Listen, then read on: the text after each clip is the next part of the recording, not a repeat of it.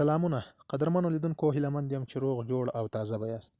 زه نورالدین علم دوست یم چې د مشال کورس تدریسي چارې پر مخ وړم او بله خبره دا چې تاسو زموږ چینل ته راغلي یاست، زموږ چینل تعقیبوئ، نو ډیره مننه کوم. دا چې موږ په قوي هوډ او اراده سره دې خدمت ته مخه کړې ده، نو تاسو هم موږ تعقیب کړئ له اول نه تر 50مې برخې پورې. دا چې 4 برخې وړاندې شوي دي، دا یې 5مه برخه ده. راځئ چې درس ته لاړ شو. او یوه یادونه باید وکوم چې زموږ کومې درسي ویډیوګانې چې تېرې شوي دي او نوې درسي ویډیوګانې اپلوډ کیږي، نو تاسو به یې فرق په دې کې کوئ. مثال د هرې ویډیو په شروع کې موږ هغه نمبر ورکړي دي، لکه اول پارت، دوهم پارت، 4م پارت، 5م پارت، همداسې په تدریجي ډول مخ ته ځو. نو قدرمنو لیدونکو خپلې خبرې مو رالنډوو، د درس په طرف ځو. د جملو په برخه کې اولې کلمې ته وګورئ. Don't be afraid. تلفظ به څنګه کوو؟ Don't be afraid. په پښتو کې معنا داسې ده: مه ډارېږه. Don't be afraid. مه ډارېږه. قدرمنو لیدونکو دغه د اولې جملې تلفظ او معنا له ځان سره تکرار کړئ چې یاد مو شي. راځو دوهمې جملې ته ښکته کیږو. د دوهمې جملې تلفظ په دې رقم کوو: The food is very good in that restaurant. تلفظ یې څنګه کوو؟ The food is very good in that restaurant. په پښتو کې معنا داسې ده: په هغه هوټل کې ډېر ښه خواړه دي. The food is very good in that restaurant. په هغه هوټل کې ډېر ښه خواړه دي. له دوهمې جملې څخه هم تیریږو. راځو درېیمې جملې ته. I agree with you. تلفظ یې څنګه کوو؟ I agree with you. په پښتو کې معنا داسې ده: زه در سره موافق یم. I agree with you. زه در سره موافق یم یا زه یې در سره منم. راځو 4مې جملې ته. Are you angry with me? تلفظ به څنګه کوو؟ Are you angry with me? په پښتو کې معنا داسې ده: آیا ته راته په غوسه یې؟ Are you angry with me? آیا ته ماته په غوسه یې؟ د 4مې جملې تلفظ او معنا هم همدا و. راځو 5مې یا اخیرنۍ جملې ته. تلفظ به څنګه کوو؟ He gave me an angry look. تلفظ یې څنګه کوو؟ He gave me an angry look. هغه راته په قهر وکتل. He gave me an angry look. هغه ماته په قهر وکتل. نو قدرمنو لیدونکو د جملو په اوله برخه کې همدا 5 جملې تلفظ او معنا شوې. له ځان سره په بار بار تکرار کړئ او نوټ یې هم مه هېروئ. راځو د جملو دوهمې برخې ته داخلیږو. نو خوږو لیدونکو د sentences part یا د جملو دوهمې برخې ته ښه راغلاست. راځو اوله جمله تلفظ او معنا کوو. تلفظ به څنګه کوو؟ I think so. تلفظ به څنګه کوو؟ I think so. زه همداسې فکر کوم. I think so. زه همداسې فکر کوم. نو خوږو لیدونکو د اولې جملې تلفظ او معنا وشول. له ځان سره په بار بار تکرار کړئ. راځو دوهمې جملې ته. د دوهمې جملې تلفظ داسې کوو: Where are you? تاسو چیرته یاست؟ Where are you? تاسو چیرته یاست؟ تلفظ به څنګه کوو؟ Where are you? تاسو چیرته یاست؟ له دوهمې جملې نه هم تیریږو. درېیمې جملې ته ښکته کیږو. تلفظ یې داسې کوو: I'll meet you there. تلفظ یې څنګه کوو؟ I'll meet you there. په پښتو کې معنا داسې ده: زه به هلته در سره ووینم. I'll meet you there.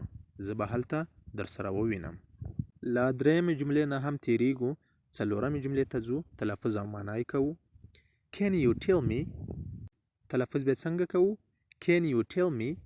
په پښتو کې معنا داسې ده: کولای شئ ماته ووایې. Can you tell me? کولای شئ ماته ووایې. نو خوږو لیدونکو راځو 5مې جملې ته چې تلفظ او معنا کوو. تلفظ به څنګه کوو؟ Come here. Come here.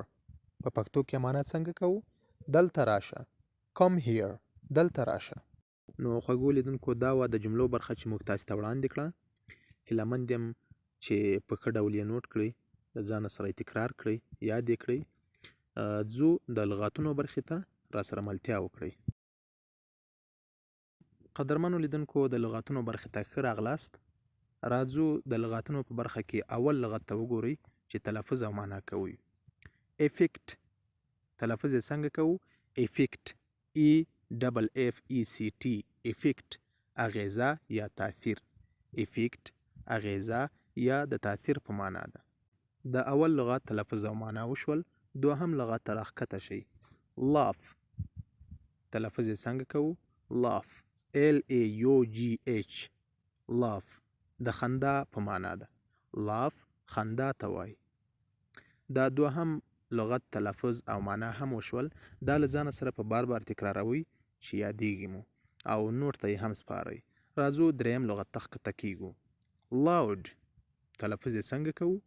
loud L-O-U-D loud په لوړ غږ یا په جګ غږ. loud په لوړ غږ. له دریم لغت نه هم تیریږو. څلورم لغت ته ځو.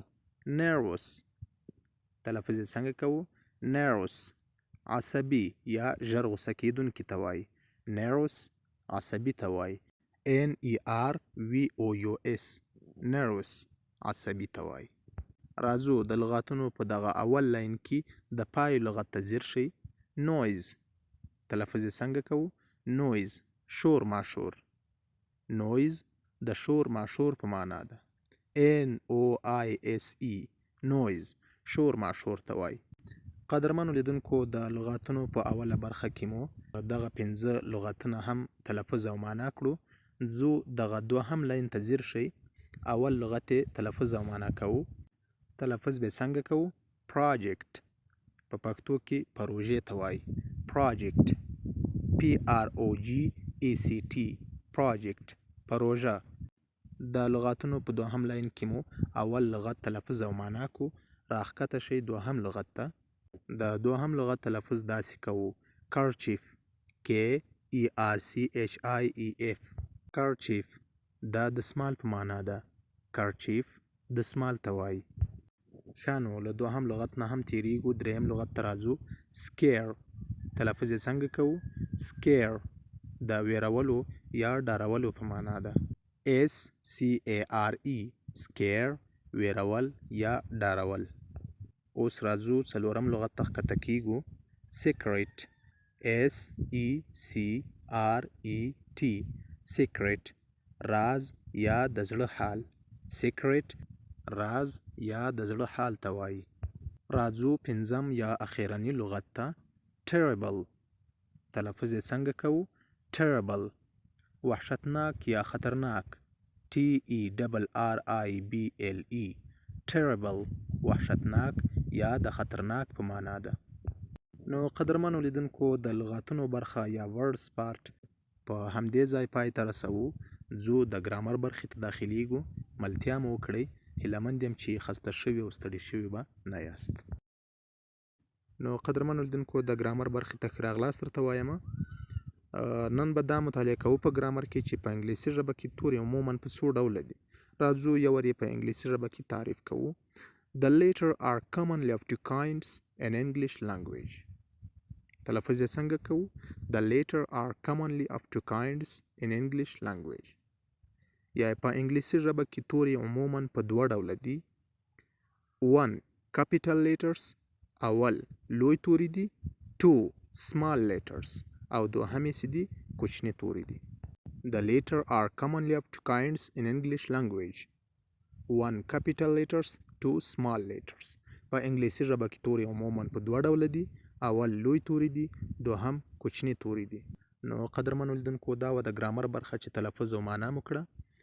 له تاسو نه هم یوه نړۍ مننه چې تر اوسه مو حوصله راسره وکوله او خپل قیمتي وخت مو راسره مصرف کړ. او که غواړئ چې د مشال کورس په چینل کې د دې درس اړوند نورې نوې اپلوډ شوې ویډیوګانې هم وګورئ، نو زموږ د یوټیوب چینل د سبسکرایب تڼۍ ته ورشئ او هغه کلیک کړئ ترڅو زموږ هره نوې اپلوډ شوې ویډیو ستاسو مخ ته راشي.